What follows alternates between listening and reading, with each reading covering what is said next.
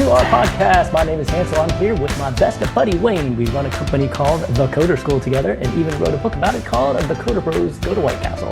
And boy, have we had some fun adventures getting to where we are today. Thinking back, it made us realize that as the podcast title says, we are so Asian. So we thought it'd be cool to hear the adventures of other interesting and successful Asians out there too. So that's what this podcast is all about. Wayne, my man, what you got going on for us today? All right, our guest today knows a lot about the restaurant industry. He's been a successful restaurateur owner for over 20 years. One of the restaurants that he's owned is San Francisco's own Sushi Bistro, which I can't wait to hear all about. So let's welcome David Chien. Welcome. All right, well, you're looking good in your all right, guys. Thanks. Yeah, describe for the audience. Yeah, he's in the restaurant. It's got some cool lighting effects. Yep. Looking good. He's got the backwards baseball cap. Super cool looking dude. Yeah. So Dave, tell us about you. Start us off and tell us about what you do with your life these days. So these days, I got a wife and two girls, almost 6, almost 10. So basically, I have two jobs. I got taking care of my family and taking care of the restaurant. And it's hard to decide which one's harder. Yeah. I was gonna say, which one is harder, man? Yeah. Well, I always joke around. I have 3 kids. You know what I mean? My 2 more mature, and the restaurant kind of gets less mature the older it gets. But you know what I mean? Yeah, that restaurant is old, man. It's 22 years old now. It's a grind. So yeah, we've been open since 2004. So 21 years. We've had 3 separate locations on this block for 5 years. On the same block. Yeah. So we started in a really small spot. 5 years into it, we moved into a larger location, like right down the way. And we started really getting really popular. And then during that time, from 2009 to 2014, I had a second location, the Mission District, which is on the other side of town. So we had 2 locations for about 5 years, but that started becoming pretty burdensome to run. It was tough to keep staffing up and keep quality high. So yeah, well, you guys do sushi, right? I mean, so it's all about fresh, right? Yeah, so, it's all about the freshness. What we really like. We're all about having a good balance with traditional, but also getting really creative.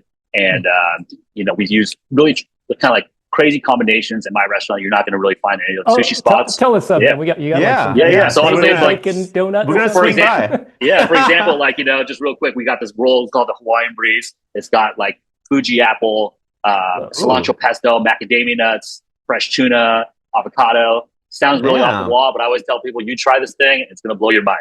And it's all about finding awesome, when you describe it. It's got the whole cool name, Hawaiian Breeze. How do you come up with this stuff? Do you have a chef that just we had it's always a group effort. I can't take all the effort, so we do a lot of R&D, a lot of brainstorming, and I try to go out to eat at the restaurants, and I just try to keep things interesting. I try to switch the menu up, and like I said, there's a lot of sushi restaurants in San Francisco.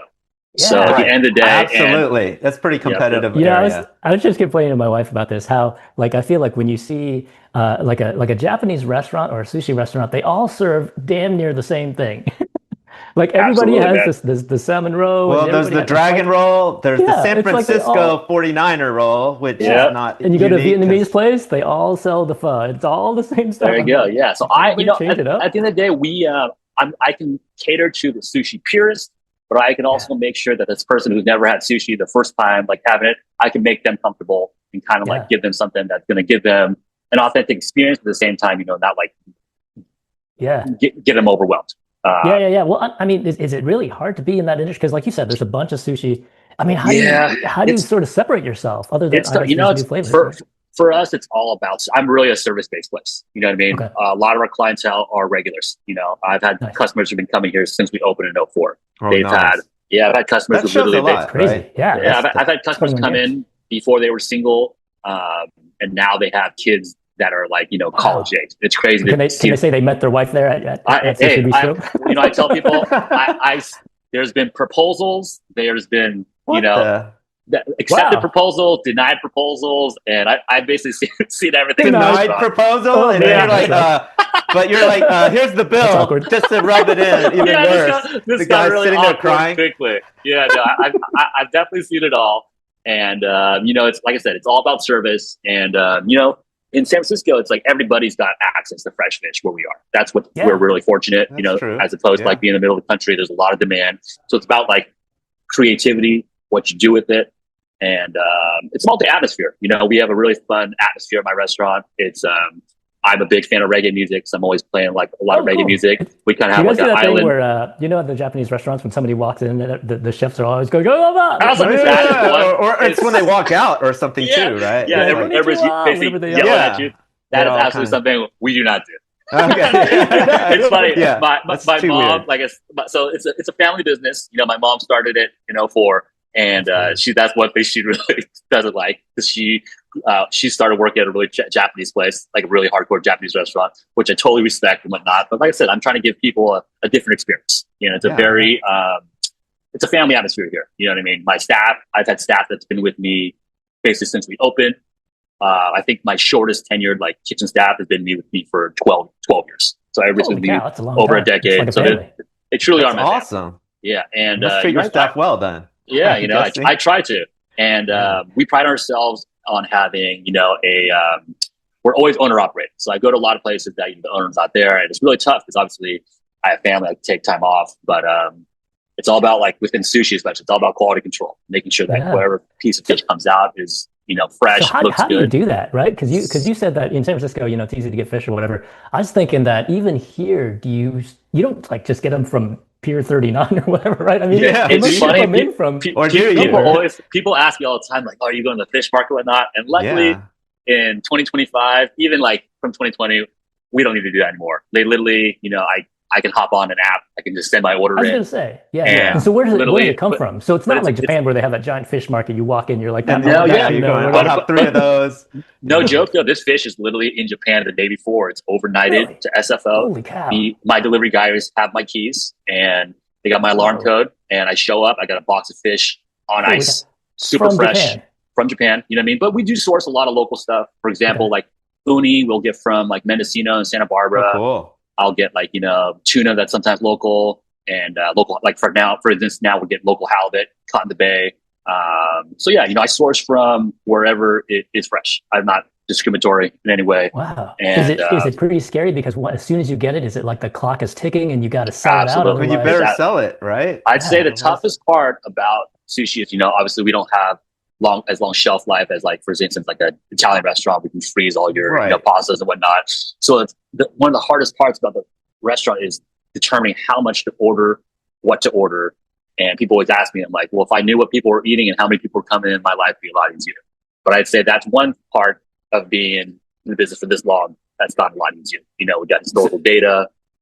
But does that even work though? Because sometimes you get, I don't know, Giants game or whatever, it goes up and down. Honestly, I still guess wrong sometimes, and you know, I guess the worst thing that happens is that we end up eating a lot of fish. So I was gonna say, like, did you take it home and it's like sushi buffet? Yeah, and I'd say, like, literally, sometimes you sell out of fish, it ain't the worst thing, you know? Yeah, that's actually a successful day. I think the worst thing is if you have like a giant case full of tuna left, it's going bad tomorrow or something. You definitely don't want that. So yeah, you know, it's teamwork. It's always a lot of checking. A lot of my days is doing inventory, looking over like sales data. And I've always heard the restaurant industry is like a full day like that. You get in early, you got to check your inventory, then you got to prep, and you got to do this and that. What's your day look like? So funny enough, my days have really shifted. So I'd say pre-COVID, I had a lot bigger staff, and they would basically, like, I could come in. For example, I used to open at 4:30. I'd come in at 4:00 and look over a couple of things. Yeah, and like, you know, my staff would come in. I'd have, like, you know, 6, 7 chefs. They'd come in like maybe 3 hour and a half before. They would do a lot of prep, and I'd come in, make sure everything's okay. I got all my servers coming. We'd open up. Post-COVID, you know, San Francisco really, as the rest of the country, we went to a takeout only model. So with the takeout only model, we really couldn't like generate as much revenue. So I really had to cut down to a skeleton staff. When that happened, I had a breakfast restaurant I didn't mention that we opened in 2016. That's right across the street from the sushi restaurant. So directly after COVID, we actually brought the sushi restaurant here. It's a smaller floor plan, so it's a lot easier to run just a takeout model. And it turned out to be a kind of a permanent move. But during that time, you know, it was since I had a lot smaller staff, I ended up starting doing a lot of preparation. So yeah. So do you ever also serve or anything, or do you ever actually like put in? I'm actually like I am the main guy on the floor. Yeah. Okay. So my nickname is running Sushi lean. Dave. Sushi Dave. Sushi Dave. Sushi and now That's hilarious. I joke around. They ask me my position. I'm dishwasher. I am host. Dishwasher Dave, Sushi Dave. I'm lead server. It depends who's asking, you know. Yeah. And so now my day is I get in, I take my kids to school, I come here, I make the sushi rice, I go over inventory, I'll kind of like, get some stuff prepped up. Usually about two hours of prep during the day. And we open at 4:30 now. And I get in, 3:15, 3:30. So you don't do lunch. It's not a lunch. No, we don't do lunch. We never done lunch. It's always been like actually, no, the first year or two we did do lunch. It's tough. We live in the Richmond district. It's very, residential. Not that many so not a lot here. of lunch. Not a lot. Yeah, but we have started doing a lot more catering. So I'll do like, corporate catering. I'll do some private parties. And that's one thing I've been trying to focus on to kind of generate some more revenue. Well, in a positive way, if you can still make a successful, profitable restaurant and not have to deal with lunch, that just gives you more free time to play golf or something. Exactly, yes. Yeah. Right? So I used to play a lot more golf. That's what it's funny you mentioned. Pre-COVID, I would I'd play golf maybe 3 times a week, and now I'm down to about 1. But it's okay. One's better than none, man. That's better honestly, than me. back as that COVID thing was hitting, and it goes back into my mind because it definitely was a startling thing. We run a business as well, and it was affecting us. And so, like that March in 2020, what exactly was going through your head? Or did it phase in, or were you kind of just like everybody else, where literally next Monday nobody can come into my restaurant at all? I've still got to pay rent on it. And funny, how are you going to even serve people food? Like, were you just thinking I'm just going to close?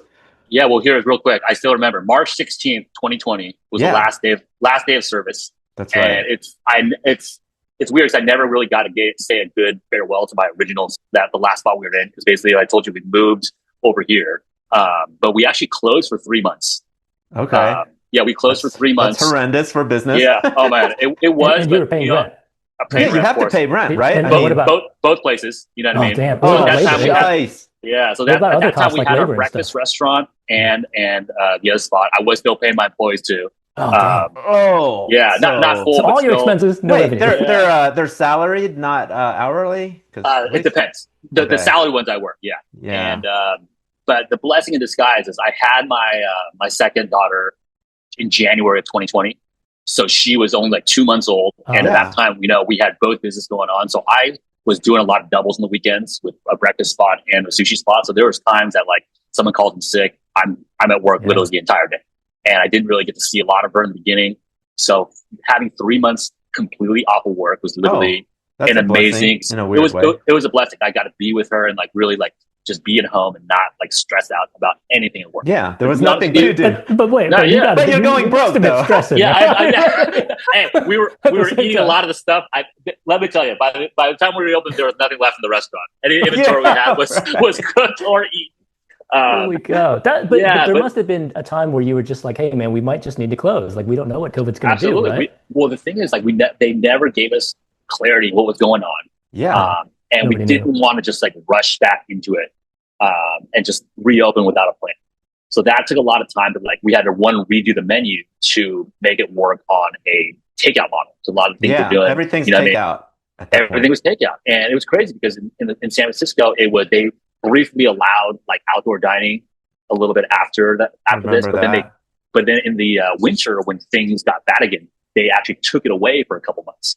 So it was this huge, like a lot of change. So if anything, it was like you really had to learn how to pivot during that time, and that really helped me. Like now I'm a lot more, I can handle a lot of stress. But that was hell yeah. If you made it through that, man, it was a crazy time. You can make it through almost anything. Yeah. Yeah. So people ask me, how is it now? And I always say, right now it's more work for less money, but at least I'm still working because I know plenty of people that didn't make it through.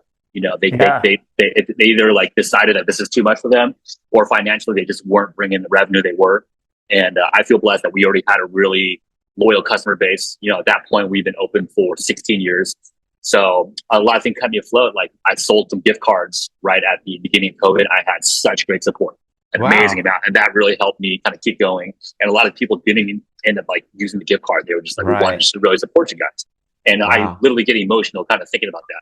It was a crazy time in my life. Yeah. I had a new daughter to support, and my family, and my wife. Been around for so long. That's a huge sort of benefit. Now, but knowing what you know now, I mean, all I hear about the restaurant business is that it is so tough, right? Razor thin margins. And would you, if your kids said, "Hey, Dad, I want to be a restaurant business," would you be like, "Go be an accountant"? People always ask me all the time. I'm like, you better have like thick skin. Yeah. I hope you don't like to sleep that much, and don't make any plans on Friday or Saturday night. You know what I mean? I don't tell you how many weddings I've had to say no to, how many man.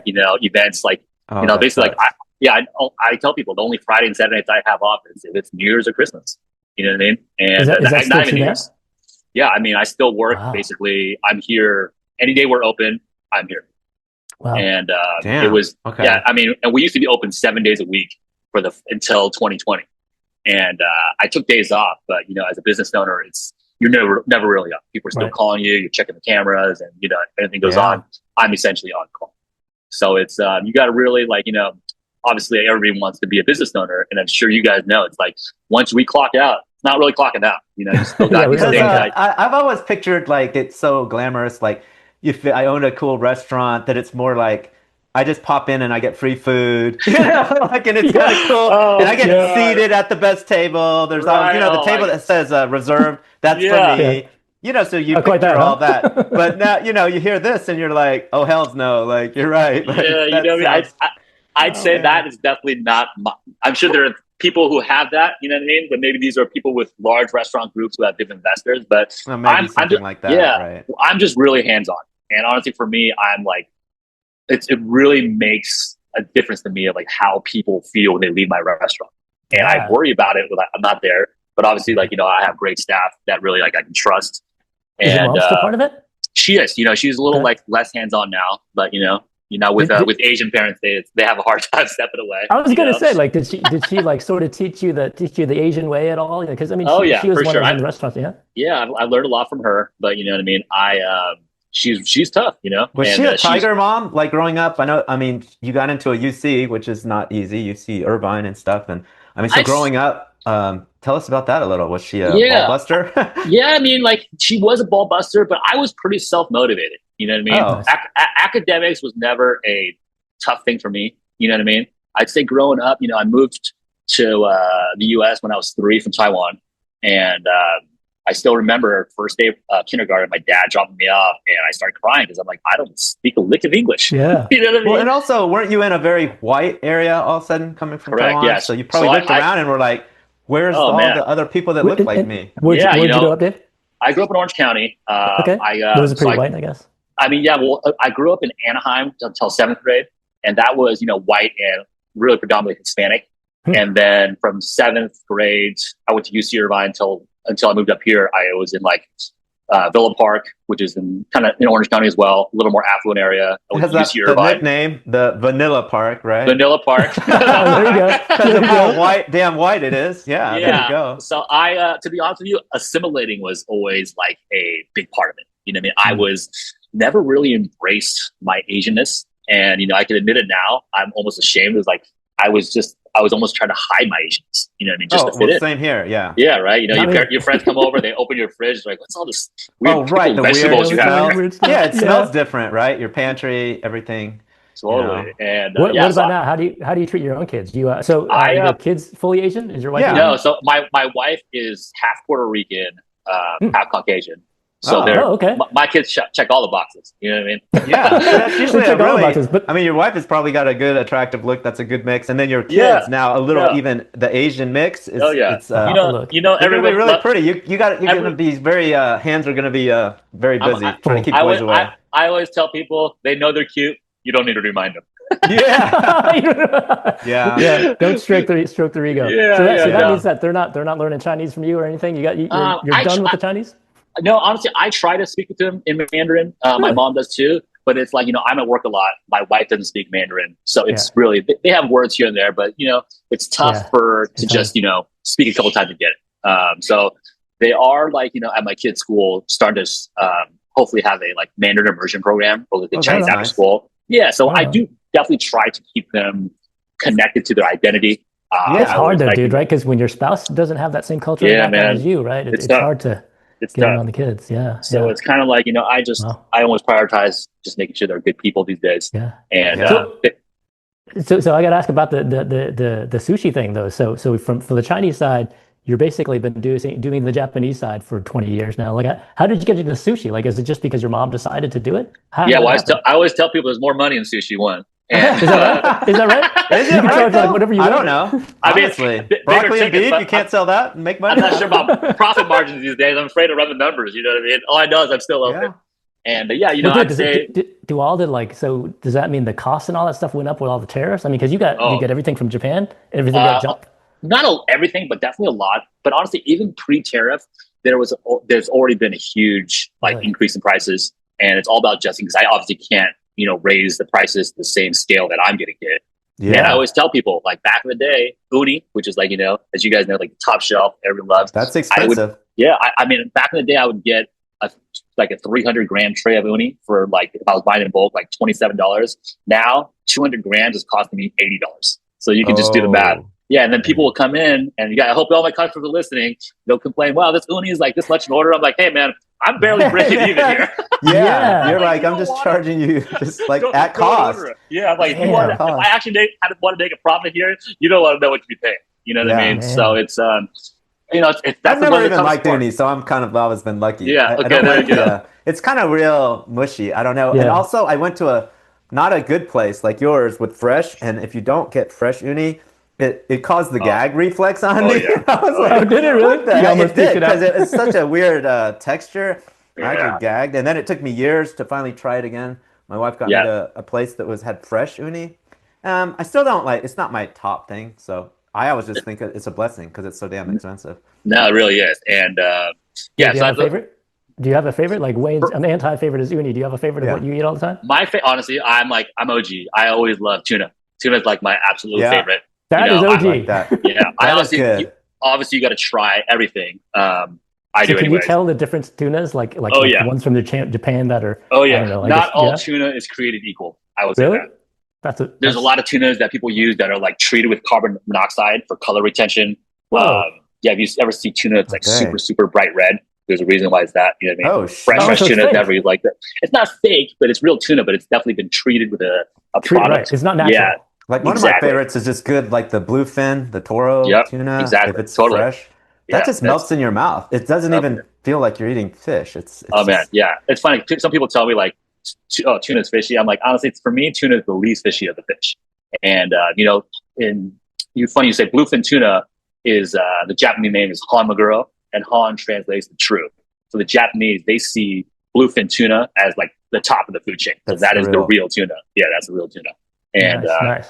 obviously the Toro is like there's not that much of it, and it's the prize. That's the ribeye of the tuna per se. yeah, that's So, true. so you ever have like a customers complain about random things like Oh, hey, yeah. this isn't Toro, this is something, or No, something that I'll- doesn't make sense, or Yeah, any good stories?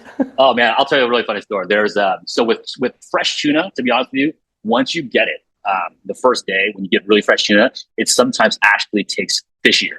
Okay. Oh, really? Because it's so Weird. fresh, so like the mussels need to settle a little bit, and the flavors will need to mellow out. Whoa. So typically, I'll try to order the tuna like one night before, and we basically wrap it in like paper towels, and then the fishy flavors will kind of acquiesce into the paper towels. The next day, it settle out, and Wow. you eat it as love them up. And obviously, as we were talking about earlier, trying to like judge inventory is tough that way. So one night, I ran out of the stuff the night before. I had to use the stuff that came. I served to this customer. This like, oh, this tuna's old. Tastes really fishy. I'm like, funny you say that because this stuff the fresh, it's like too fresh. I'm like, this is too fresh for you. You know what I mean? Yeah. And I'd say Oh, being in man. this business for so long, I can't make everybody happy. Yeah. It's Yeah. impossible. And I can do That's the scariest thing, right? Because you Yeah. sort of never know what's going to trigger somebody. They'll just come up with some random thing Totally, that makes no man. sense, and they'll Yelp you too. Do you get like some Oh, Oh Yeah. man, Yelps that for no reason? for a while I had to stop looking at it. I'd say like when I wasn't this season, I would take almost those Yelp reviews too seriously, take it Yeah. personally, and I would have to just like get off of that, even stop reading them. But now, as long as I've been in now, I'm a little more like I can just my skin's a little thicker, and I take Yeah. everything with a grain of salt. You know what I mean? Yeah, And is it just part of the restaurant business? Like you just always get Yeah. shit on there? Yeah, Totally. you can't please And- everybody. You can't please everybody, just like Wayne said. But honestly, I'm very blessed in that I'm not in a big tourist area. We got a lot of regulars. Most of my That's customers true. have been coming in for a long time. They come in already, know they're going to have a good time, and I just got to lead them in the right direction. Yeah. And so I feel very blessed in that For the most part, I don't really deal with as many disgruntled customers. Have you had like an all-out fight? You know, somebody, the owner come out, or even like, between no, customers, has a brawl just broken out? Oh my God, it's funny, guys. I've had two different situations. Back at our other location, we had this huge back room, and one night there was like two big parties in the back, and like one people disrespecting the other, and these were like full-grown adults. And I went back there, and like someone had thrown a bottle, and they almost like were fighting in the back. And I was like, okay, somebody threw a bottle like against the wall and it broke. Or at somebody. Or at somebody. Yeah, I wasn't back there, but at this point, de-escalation was my only goal. Yeah. And then another even crazier situation. You're like, free sushi for everyone. For everybody. Down. Oh man! And then another time, these guys were outside, and it was two people in the same party, and I'm not sure if they had too much to drink. They had a disagreement, but literally one guy knocked his friend out. His friend like fell down, and I was like, "Dude, you guys need to get it together, dude." You know what I mean? It's like I can't. This is not the kind of the scene I want outside of a restaurant. So I've seen it all. I luckily haven't had to deal with too much of that. The worst I had was a homeless guy came in with his wheelchair, and he yelled at me to wash his hair and tie it in a ponytail. And I was like, "Did you do it? That's not my job." And you're like, "Hairdresser Dave, that's not me." I was like, "Sir, I can give you a cup of water, and you're gonna have to leave." But I just try to treat every respect, whatever happens. Just because at the end of the day, I don't know what people have been through, and right. I never feel good, talking bad to someone or like absolutely treating them as an inferior. So I'd say you got a tough job, man. Oh man, because that is a tough job, though. Because Wade and I, we're not in our schools, but we treat kids and their parents, and so your parents don't typically go off too crazy like that. But you just treat whoever comes in off the street, right? Yeah, that's tough, dude. Way crazier. That's good for you, man. That takes some skills, brother. Yeah, it's well timed, man. It's well timed. So is your I was just reading this article that in New York, I think it is, all the liability insurance for bars and restaurants and stuff are just going through the roof, because everybody's suing everybody for everything. Is that the case here in San Francisco as well? Have you heard of that? It's knock on wood. I did have a situation. There was a guy in our neighborhood. He was basically going around and finding people who weren't ADA compliant. Oh, yeah. I mean, there's like two different dudes. News articles about that. Yeah, so I guess is one he'll just go in and he'll find something, and then there you go. Did you get a letter from him? He got me, but I settled. I didn't try to fight him. But still, that's how he makes his money. His attorney got barred, but then they found another guy to start doing it. And it was funny. They coined themselves the wheelchairs of fortune. Yeah, wheelchairs of fortune. So maybe let's explain who this guy is. So there's a couple of them. But I know his name. His name's Tom Frankovich was the original guy. Okay, that was the original guy. So that was back in 2007. Yeah, they would basically go around businesses, find people that weren't like ADA compliant, which I'm all about. You know what I mean? Yeah. As long as you just tell me what I need to fix. I think what happened was we had a door that wasn't like opening properly, so we fixed that. But still, they just go around and they know exactly what to do. Well, yeah. Basically, they were looking for people who were responding. I think they had one guy going around, but they might have a couple of people going around trying to find people. And but there was basically an attorney behind this, and obviously, they had to start legislation to ban it, because they were obviously doing it for gain and not trying to help. I heard they were making money like hand over fist, right? Because you have to settle with them for $10,000-$15,000. Every business is writing them a check left and right. Yeah. And it's definitely more than 10 or 15,000. Really? Oh shit, man. Oh man. And there's nothing you can do, right? It's either that or you go to court, which is even more expensive. And then that's even more. And at the end of the day, it was giving then every time you see a handicap person, you start thinking like, oh no, what are we going to do? Yeah. Well, that's what we're even talking about the homeless guy in a wheelchair. I thought, oh shit. Right off the bat, I thought, you better wash his hair, dude. Well, it's such a perverted incentive, right? I mean, because of course you want to help these folks who are handicapped or whatever, but then in the back of your mind, you're thinking, are you coming here to sue me? Just to get some money out of it. Right. Totally. So that is some of those requirements are very hard to know. I mean, a slight slope angle or this or I think I'm sure you guys be in business, you know that. Yeah, you know what I mean? You have to have a certain thing a little lower. I don't know. Yeah, you got to have an ADA compliant seat. You know what I mean? Your bathroom has to be set up a certain way for it to get in. Railing, and which I'm all about. I think everybody deserves equal access, but at the same time, I just disagree with people who are trying to go around, trying to take advantage of small. Yeah, you know what I mean? And a lot of these small businesses, as you know, rrestaurants, small business, especially a newer one, you're on razor thin margins, and cut a check for 20, 30K is, puts a little dent in the year. Yeah. Well, all right, that's so real cool. So money, let's wrap up this part of the podcast by asking you this first question about tell us something that you have done that is kind of unique and different, or have experience that's unique and different that others might not have. Yeah, it's funny. I was thinking about this, and I'd say one really cool thing about at the restaurant, I guess, I'm part of it, is right when we moved, before we moved to the new location, we were actually featured on one of the first Apple iPhone commercials. Oh, really? Yeah, it was That's literally awesome. like the timing couldn't have been like better. So we moved in, I believe, January of '09, and right before then, the iPhone had just kind of started coming out. And I remember because I got sent an NDA from this company, and I signed the NDA. They wouldn't really tell me what's going on there. We got a great opportunity. You got to sign this, and then we'll tell you what's all about. So basically, it was an app called Urban Spoon. So this was like in the early days of the iPhone, and it was basically like you would pick your location, what cuisine you wanted, and there was like a dollar sign, like $1, $2, or $3 signs, how much you want to spend, and it would basically like almost do like a slot machine and pick a restaurant for you. Oh, like a random one. Like a random one, yeah, based off that. And on the commercial, literally, they were like, "Oh, what's for dinner tonight? Feels like sushi." And they picked it, and literally somehow, like, someone at Apple must have loved my restaurant because they picked me. Dude, this is a nationally televised commercial. Let me remind you. And the crazy part is they put my real phone number on there. So the first time it aired, dude, I was getting crank calls from Kentucky. Yeah, that's what I was about to say, though. All over the whole country. Yeah, people are just going to call you. No business, no publicity is bad publicity, but definitely it was a little chaotic because the phone was just going off the hook. And back then there was no like online ordering really, so people would call. So I had to pick up all these calls, like someone calling for food or calling for reservation. And but that really was one of the coolest experiences because, like, was it better or worse for you? Like, was there so many crank calls that you had to like burn a bunch of money? It was only like that was a temporary thing, but the amount of exposure that we got from that was amazing. You know what I mean? Because so many people I hadn't talked to in years, like, oh my god, we saw your Sushi Bistro on the commercial, and that was honestly thinking about it. One of the cooler things that's happened at the restaurant. You know, so that was the first iPhone. So we're talking about way back, like what 2010, that was like when the fart app and stuff was still popular. Dude, this was literally the commercial aired in '08. Holy cow! Yeah. So this was one of so new then. Yeah. It was version 1. it was one of the first because I had signed an NDA originally, and the first one went to another restaurant in San Francisco. So I didn't actually even get picked the first one, but they were like, just keep it on the back burner. We're going to keep doing these, and then a couple months later, it came back, and that was kind of coincided at the same time that we moved into the bigger spot. So I was definitely able to handle more, and we had opened a second location at the time too. So that was really. Yeah, it was huge for business. Thank you, Apple. That would have been a good time to buy some stock, I think. Yeah, that's right. Actually, that's true. All of us should have just sunk our whole life savings in then, and we'd be pretty done.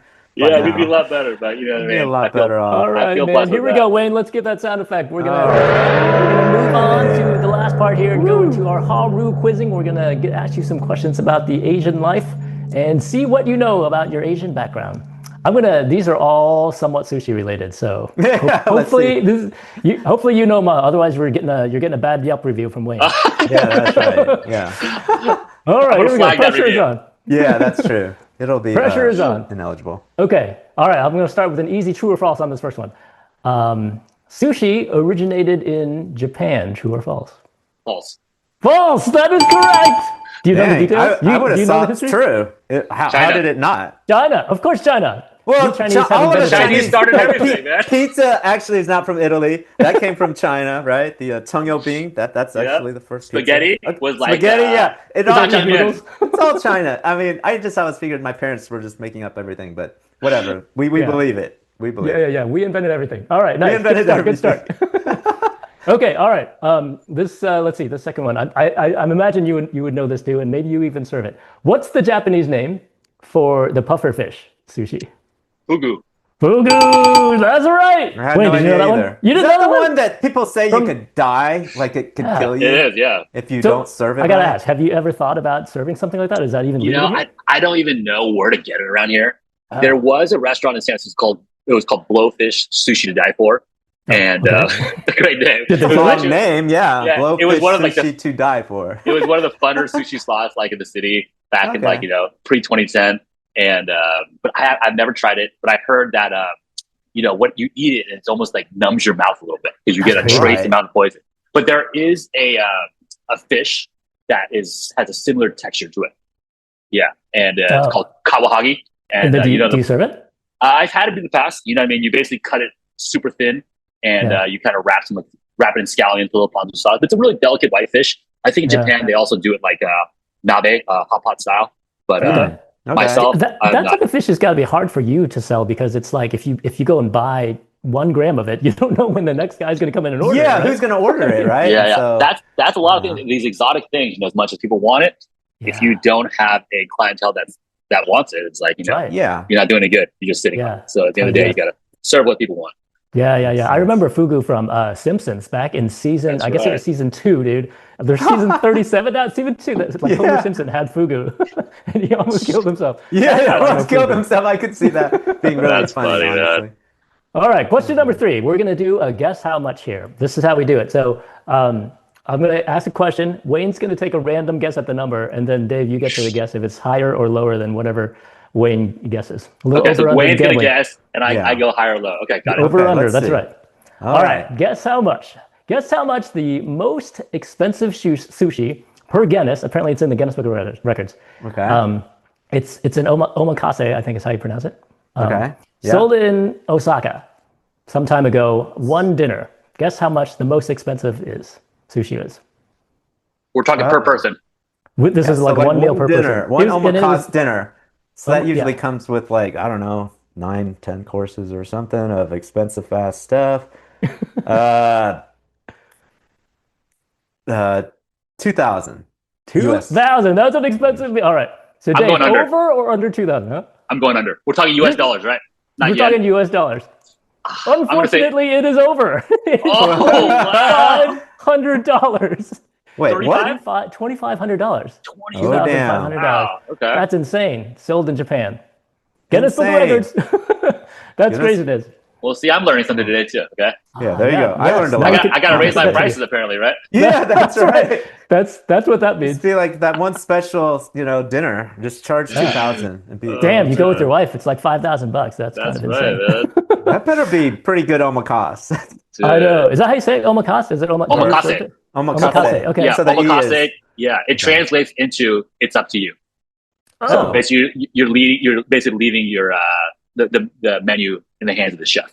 Oh, I see. Okay, so it's a chef. Yeah, it's up to you. So you're just saying, up to you. It's not up to me. It's up to the chef. Yeah, so it's not up to me. It's definitely not up to you. It's up to the chef. So basically, there's like restaurants that are strictly omakase now that you come in, like do a preset per person. But like people will come into my restaurant, like I want an omakase experience, and I just ask them, "You looking for more rolls or more nigiri?" And then you just tell me your allergies and give me a budget. And then it's up to you. Then you just it's up to me. Cool. Give me a budget. $2,500. $2,500. $2,500. Let me tell you that. $2,500. All right. Well, cool. That's awesome, man. Well, Dave, let's wrap up this podcast by having you give us your life tip for the audience. Life tip, man. I would say really just live in the moment. You know what I mean? Because after having kids, after being in the business for 20 some years, it's time goes quick. You know what I mean? Yeah, and it does. I mean, don't sweat the small stuff. These things that you think are really going to like make or break it. They're really just small fish in the pond. And however great things are, however bad things are, we're all going to move on. It's never going to be all there. And I don't know, got to have thick skin, especially in the restaurant business. Yeah, no doubt. Definitely. Don't read Yelp. Yeah, read Yelp. You got to really just be appreciative of what you have. And I just don't try to compare yourself to others all the time. You know what I mean? Because everybody's in their own situation, and you know what I mean. To his own, and you really, like I said, it's about being appreciative. I always tell people, and people laugh, it's every day above ground's a good day. That's the way I look at it. Yeah, absolutely. Yes, sir. Well, good stuff. Good to talk to you, man. Rachel, really great to meet you, and congrats on your restaurant and been around for so long and so many regulars and just chugging away like that. That's so hard to do. I can't imagine what it'd be like to have to run a restaurant for that long. But good for you. Congrats, man. Thanks for joining us. Yeah, guys, thanks for having me. Had a lot of fun, man. We are sponsored by none other than theCoder School, a company that teaches kids how to code with over 70 locations all around the country. So if you're interested in getting your kids to code, head online and check us out. Learn to code, change the world. Thanks for listening.